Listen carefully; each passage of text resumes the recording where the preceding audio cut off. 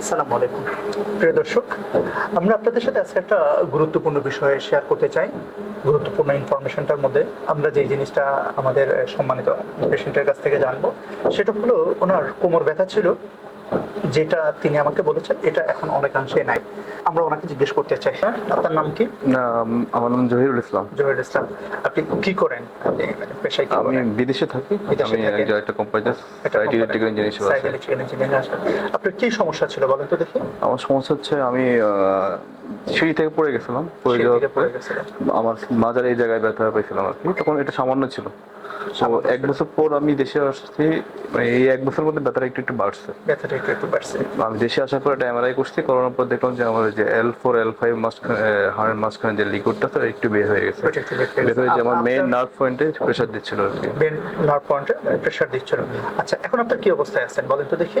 এখন তো ভালো আছি, কারণ আমার সমস্যা পুরো মাজা থেকে পুরো এই সেটটাই ছিল। আপনি বলছেন আপনার পায়ের একদম গোড়ালি থেকে একদম একদম এই জায়গা থেকে শুরু করে আমার এখানে মাসলে টান খেত। জি। এই জায়গায় ব্যথা বেশি করতো। এই জায়গা বেশি বেশি হাঁটলে বা অনেকক্ষণ প্রেশার দিলে কোনো কিছুতে এই ব্যথাটা বেশি থাকতো। এখন কি অবস্থা লাগতেছে? এই আজকে 6 দিন থেরাপি নেওয়ার পরে আমার এই সাইডটা ব্যথা, হ্যাঁ এই সাইডটা ব্যথা একদমই নাই। একদমই নাই। আলহামদুলিল্লাহ কিছু নাই। এই জায়গায় ছিল গত লাস্ট 2 দিনের থেরাপিটাতে এই জায়গাটা কমছে। এই জায়গাটা এরপর পায়ের কথা ছিল গতকালকে, ওইটাও থেরাপি দেওয়ার পরে কমে আসছে। কমে গেছে।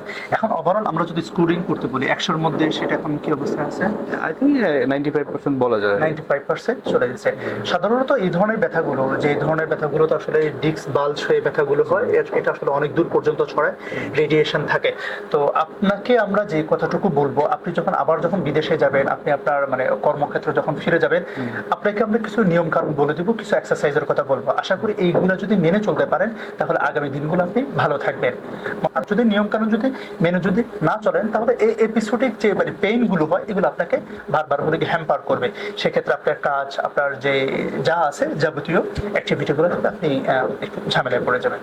আশা করি ইনশাল্লাহ আগামী দিনগুলো আপনি ভালো থাকবেন। আপনার জন্য শুভকামনা রইল। আল্লাহ হাফেজ। ধন্যবাদ।